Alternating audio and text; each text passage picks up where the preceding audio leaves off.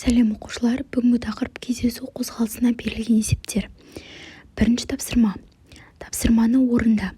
Бибігүл Ахметқалиқызы Төлегенова опера әншісі, Кеңес одағының және Қазақстанның халық әртісі, социалистік еңбек ері, педагог. 1929 жылы 16 желтоқсанда Семей қаласында дүниеге келген. Балалар атты аңызға айналған әншімен сағат 17:00-де басталатын кездесуге аттанды. Олар ауылдан қалаға автобуспен сағат 15:30-да шығады. Автобус 60 км/сағ жылдамдықпен жүрді және ауылдан қалаға дейінгі арақашықтық 25 км. Енді олар жарты сағат бұрын келу қажет болса, олар уақытында жете ала ма деген сұрақ қойды. Мына есепте былай шығарамыз. Ең алдымен қазір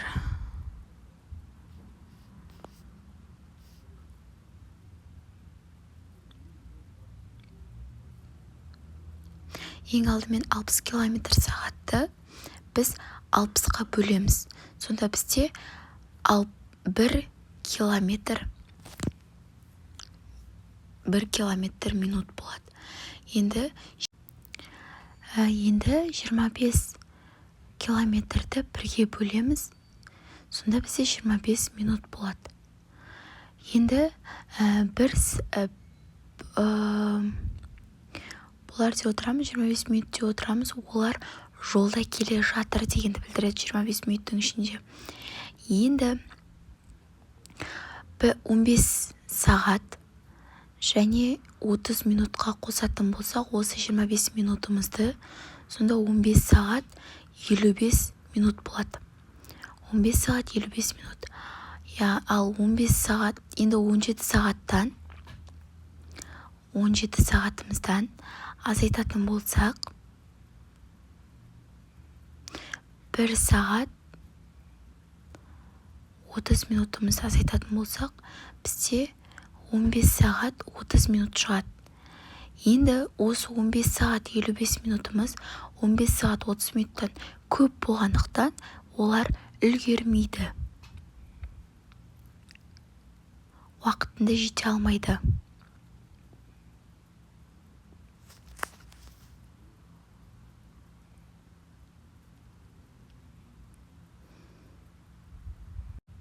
Әрі қарай екінші есеп. Велосипедші сөреден бастап 35 км/сағат жылдамдықпен 3 сағат жүрді және оған мәреге дейін әлі 45 км жүру қажет. Сөрен мен мәренің арақашықтығын табыңдар. Шешуі. Біз бірінші 35 км/сағатты 3 сағатқа көбейтеміз. Өйткені бізге жүрілген жолды табуымыз керек. Сонда бізде 135 км. Енді әлі де жүру керек, 45 км-мізді осы 135-ке қосамыз. Сонда бізде 180 км. Мәреге дейін, жалпы мәреге дейін 180 км деген сөз барлығы. Үшінші есепте, арақашықтығы 220 км болатын екі қаладан бір уақытта бір-біріне қарама-қарсы бағытта екі пойыз шығып, 10 сағаттан кейін кездесті. Бірінші пойыздың жылдамдығы 65 км/сағат, екінші пойыздың жылдамдығын табыңдар дейді. X деп біз екінші пойыздың жылдамдығы болсын деп белгілейміз. X плюс 65 пойыздардың жақындау жылдамдығы. Екі пойыздың жақындау жылдамдығы. Енді біз осы есепті былай шығарамыз. X плюс 65-ті екі жылдамдықты қосып уақытқа көбейтеміз. Сонда бізде тең болады 220 жол. Енді X қосу 65 кәдімгі бізде теңдеу шықты. Тең болады 220-ны 10-ға бөлеміз. Сонда X плюс 65 тең 122. Енді осыдан X-ті табу жолын білесіңдер, балалар. X тең 122-ден 65-ті азайтамыз.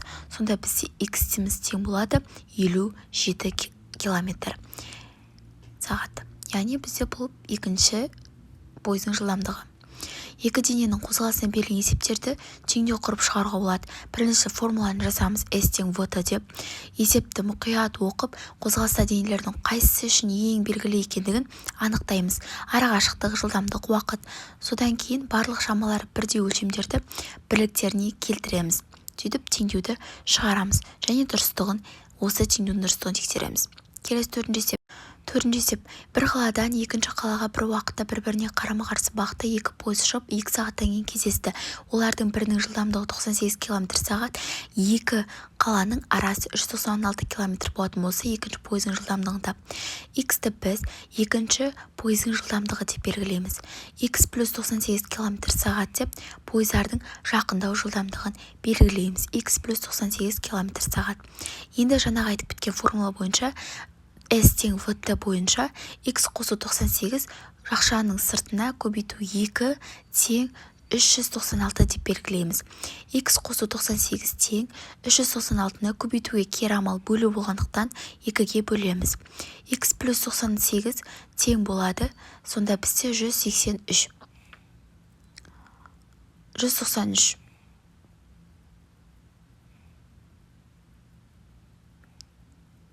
Ая, 198.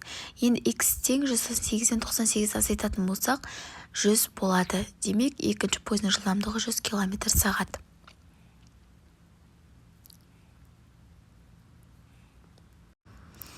Әсінші есеп. Бір қалада екінші қалаға бір уақытта бір-біріне қарама-қарсы бағытта екі пойыз шықты. Олардың бірінің жылдамдығы 72 км/сағат, екіншінің жылдамдығы 68 км/сағат. Егер екі қаланың арасы 420 км болса, олар неше сағаттан кездеседі? Дәл жаңағыдай есеп. 72-ке қосамыз 68-ді, көбейтеміз X-қа уақыт белгісіз тең болады 420. Осыдан X тауып алу үшін 72-68 қоссақ 140, көбейту X тең 420, X тең 420-ны 140-қа бөлеміз. Сонда бізде жауабы 3 сағат шығады.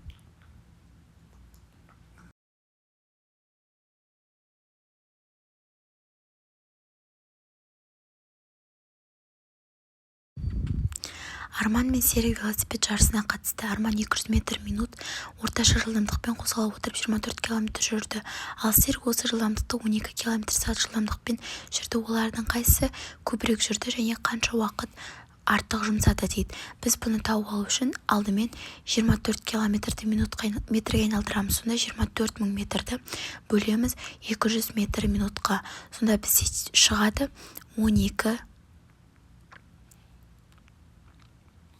120 минут. 20 минут. 120 минут деп отырамыз, бізде 2 сағат. S тең VT формуласын пайдаланып, осыдан T уақытты табамыз. Ол үшін жолды жылдамдыққа бөлеміз. 120 минутты бізде 2 сағатқа тең. Және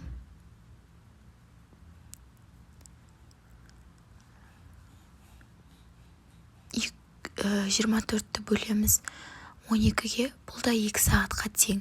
Сонда бізде екі Арман мен Серіктің жұмсаған уақыттары тең.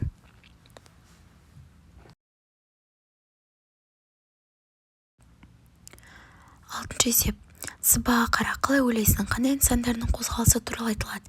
Сызба бойынша есеп құрастырып, оны шығар. Сен қандай тәсілді таңдадың?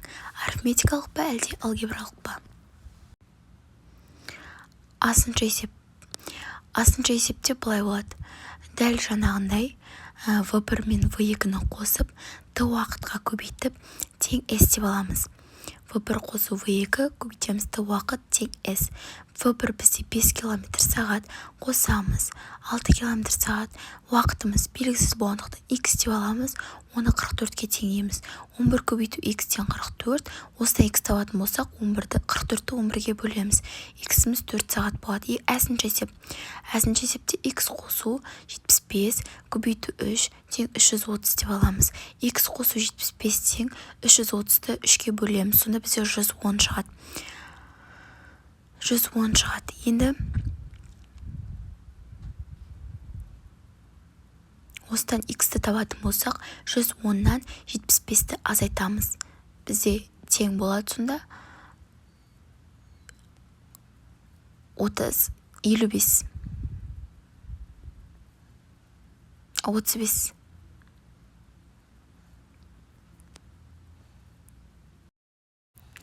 Келесі 7А. Амалдарды орындалу ретін анықта және есепте.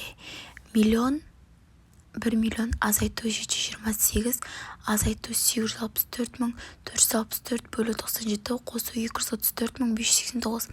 Ең алдымен бізде бөлу амалы орындалады. одан кейін азайту амалы, сосын тағы да азайту, ең соңында қосу амалы. Бірінші 1 миллионнан 864.464-ті 97-ге бөлеміз.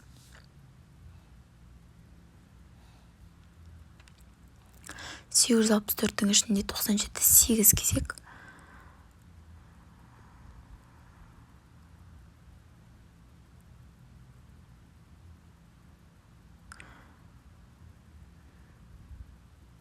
Сегіз жүз сексен төрттің ішінде 97 9 кезек. 873 азайтсақ, сонда 116. 116-ның ішінде 9 1 кезек. 97-ні азайтсақ 194 қалады. 194-дің ішінде тағы да 2 кезек. Сонда бізде жауабы 8912. Екінші 1 миллионнан осы 728 азайтамыз. 1 миллионнан азайтамыз 728-ді.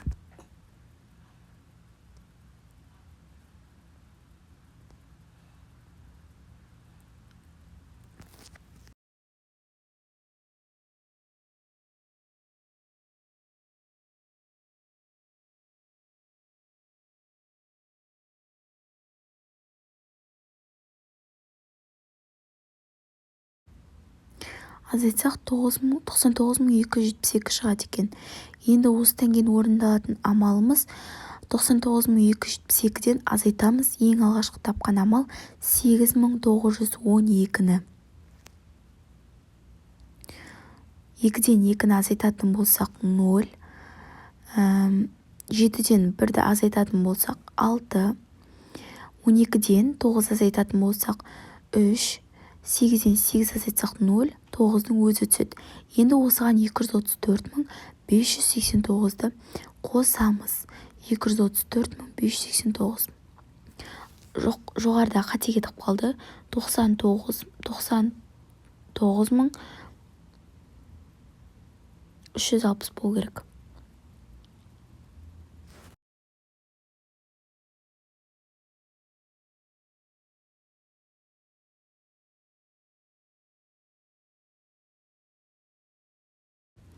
$99.360-ға 990.360-ға қосамыз 234.589-ды. Сонда бізде жауабы шығады 1.225.949.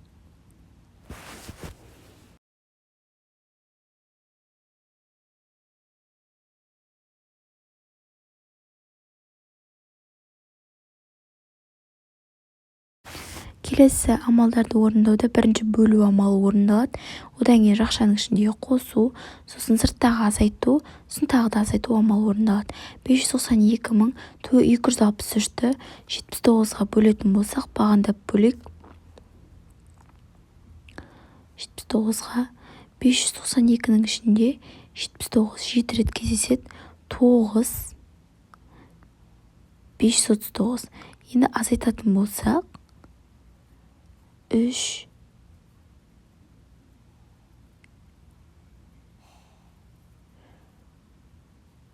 392. 392-нің ішінде 79 4 рет. Азайтатын болсақ 316.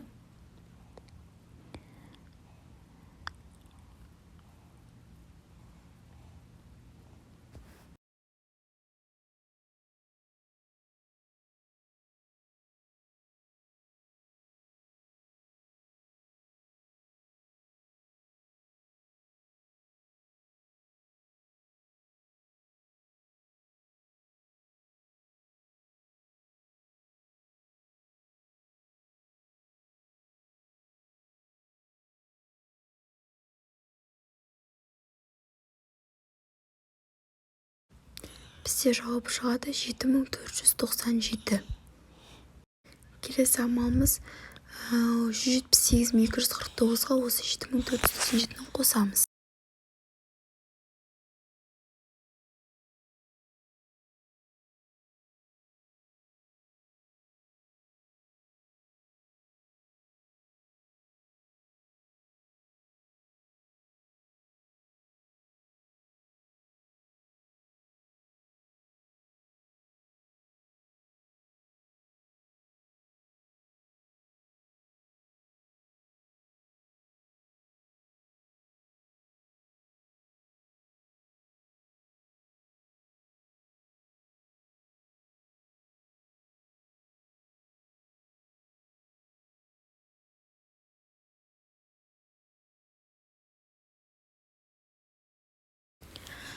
жетінші әсінші есеп. Егер арман өрнекті амалдарды орындалу реті бойынша жазған болса, онда оның қандай өрнек екендігін тап дейді. Ең бірінші 215 көбейту 6, сосын шыққан санды 3-ке бөлеміз. Сонда 1290 бөлу 3 болады. Сонда осыдан шыққан сан 430, оған 9502-ні қосамыз. Келесі.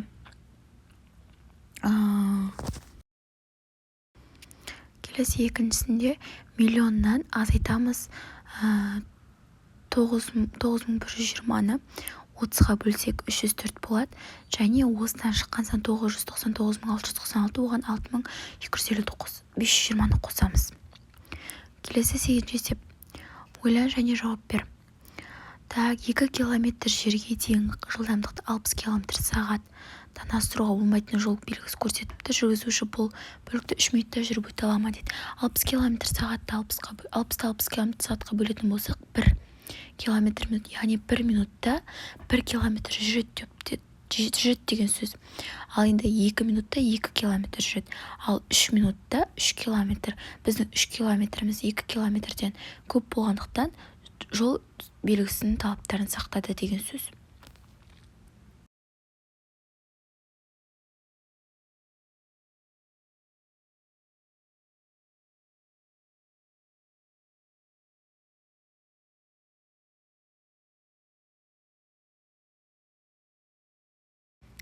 Тоғызыншы есепте x қосылған 12 көбейту 3 тең 81. Енді x қосу 12 тең 81-ді 3-ке бөлеміз. X қосу 12 тең 27. Сонда x-іміз тең болады. 27 қосу 12 тең 39. Азайту 12 тең 15.